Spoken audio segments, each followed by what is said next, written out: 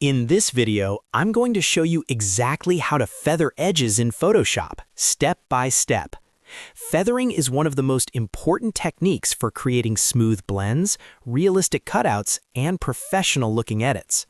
Whether you're removing a background, blending two images together, or softening harsh selection lines, knowing how to feather properly makes a huge difference in your final result. I'll walk you through 3 different methods, from quick and simple to more advanced and precise. And if this tutorial helps you out, make sure to hit that like button and subscribe to the channel for more Photoshop tips and easy guides. Let's jump right in. Method number 1 is feathering while you're making a selection. This is the fastest and easiest way to add soft edges. First, select any selection tool from your toolbar. You can use the lasso tool, the marquee tool, or even the quick selection tool. Once you select the tool, look at the options bar at the top of Photoshop. You'll see a setting called Feather. This is where you control how soft the edge of your selection will be. Now, enter a feather value.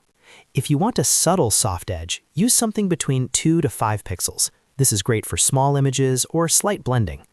If you want stronger blending, try 10 to 30 pixels. And if you're working on a large image and want a very soft fade, you can go 50 pixels or higher. The higher the number, the softer and more gradual the edge will be. After entering your feather value, go ahead and make your selection on the image.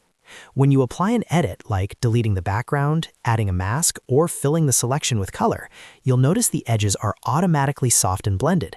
This method is perfect when you already know you want feathered edges before making your selection. Now let's look at method number 2, which is feathering after you've already created a selection. This is helpful if you forgot to set the feather value beforehand. First, make your selection using any selection tool. Once your selection is active and you see the marching ants around it, go to the top menu and click Select. Then go down to Modify and choose Feather. A small dialog box will appear asking for the feather radius. Enter the number of pixels you want, just like before. Again, smaller numbers create subtle softness and larger numbers create stronger fades. Click OK, and Photoshop will instantly soften the edges of your current selection.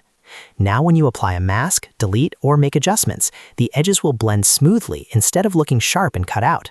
This method is great when you change your mind after making a selection or need to fine-tune an existing one. Finally, let's talk about method number 3, which is using Select and Mask. This is the best method for detailed cutouts, especially when working with hair, fur, or complex edges. Start by making a selection using the quick selection tool or any selection method you prefer. Once your selection is active, click on Select and Mask in the top toolbar. This will open a new workspace. On the right-hand side, you'll see several adjustment sliders. One of them is Feather. As you move the feather slider to the right, you'll see the edges becoming softer in real time. This gives you much more visual control compared to the other methods. You can also refine your selection further using the Smooth slider to reduce jagged edges, Contrast to make soft edges slightly sharper if needed, and Shift Edge to expand or contract the selection. These tools combined give you the most professional results, especially for advanced edits and realistic composites. Once you're happy with your adjustments, choose your output option at the bottom, such as Layer Mask, and click OK. Your selection will now have beautifully feathered edges with precise control. So, to quickly recap, use the Feather option in the top bar if you want a fast and simple solution while selecting.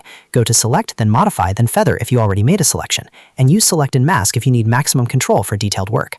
That's how you feather edges in Photoshop. If you found this tutorial helpful, make sure to like the video and subscribe to the channel for more easy Photoshop guides in 2026 and beyond. Thanks for watching, and I'll see you in the next video.